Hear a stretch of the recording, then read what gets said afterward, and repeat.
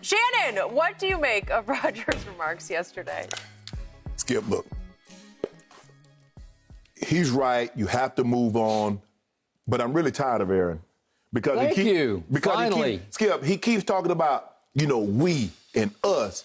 But this offseason, I ain't hear anything about no we and us. I needed a break.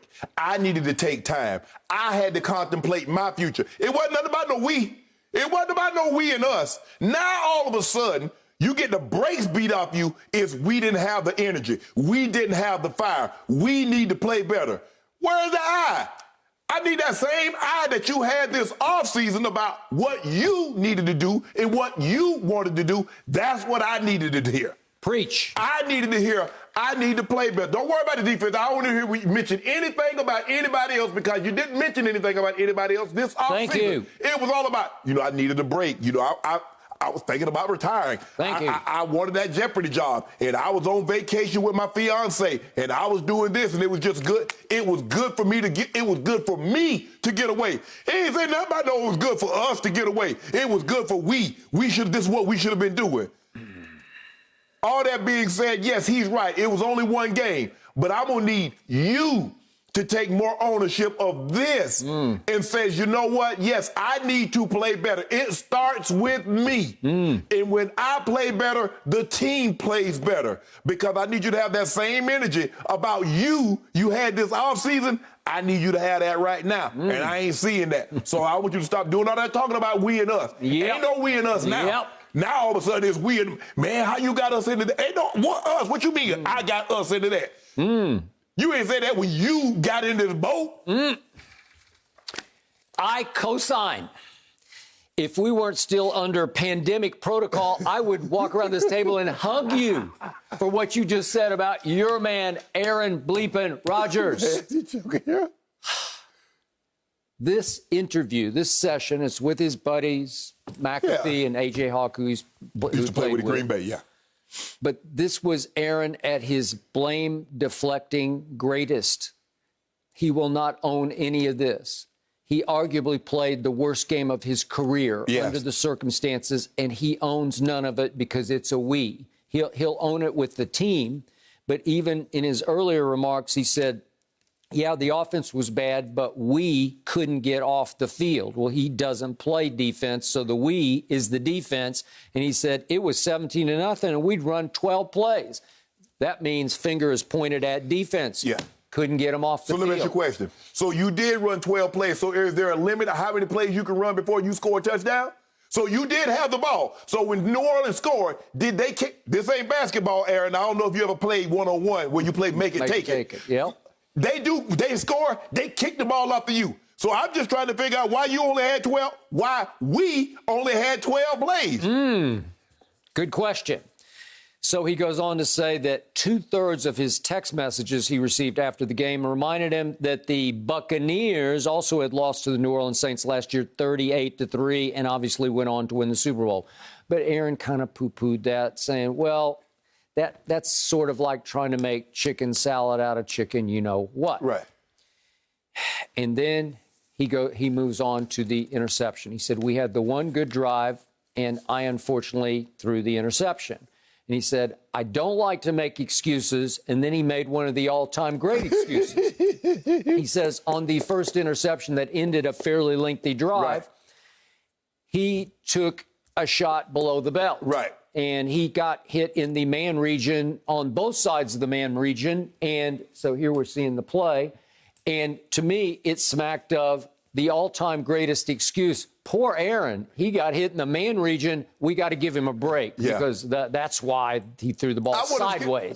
Skip, I wonder if I'm going up to catch a pass and somebody hit me there and I drop it, can I come back and say, man, I would have called that, but I got hit below the belt? Well, ain't nobody would hear that. You could try, but you would fail. Exactly. Nobody would care. No, and nobody cares about this, but I don't know, maybe some people in Packer Nation would say, that's why he threw it sideways to the wrong color jersey, right? Skip, on an earlier radio show, Jermichael Finley, and let me tell you how things work, Skip.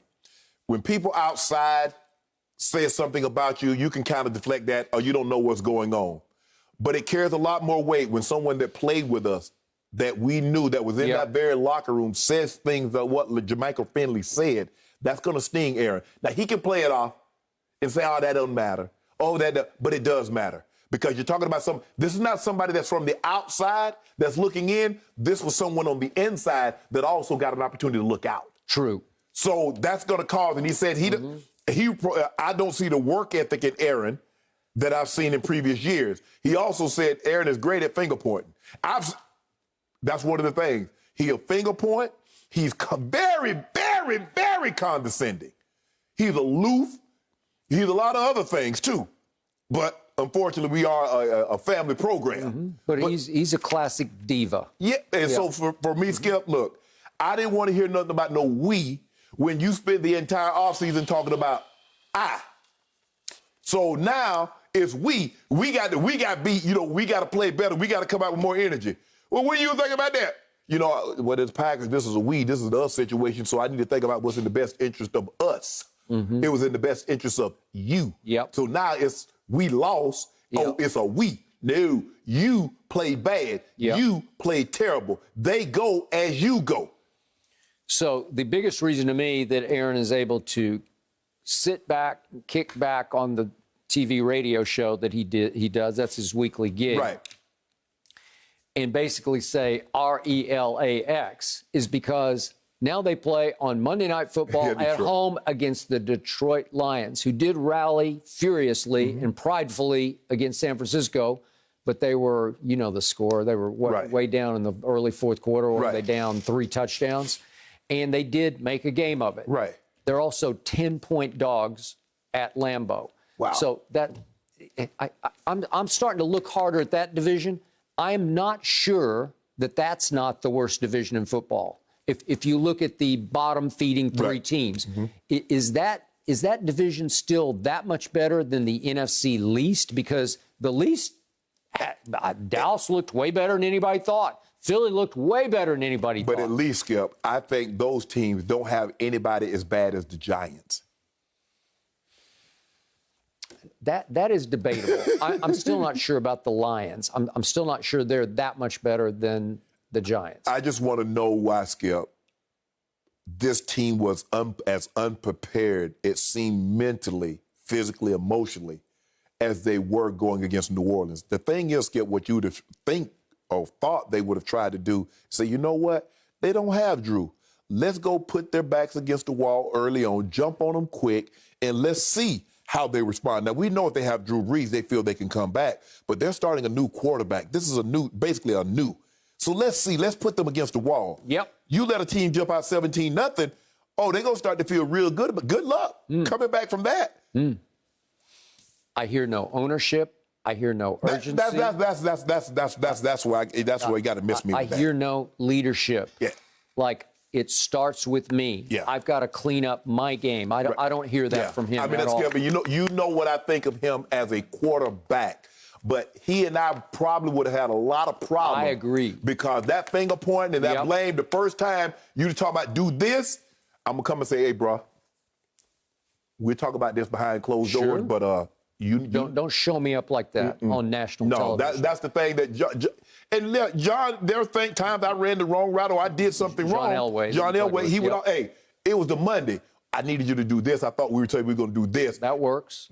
Yeah, that's fine. But he, just like me, I used to throw my hand up, I'm jumping up and down. He would come to me and say, don't do that. Yep. He said, don't show me up. No Got problem, it. bro, I got you. Did that one time, he'd say, okay, cool. You say you don't like, okay. Okay. Well, and we know Aaron's teammates are listening to what he's saying, right? So how long does this work? If it continues, he is not afraid to share his opinion, guys. Thank you for watching. You can subscribe here to get the latest from the show, and be sure to check out more of the best clips from Undisputed, or go watch a few other segments from our other shows on FS1.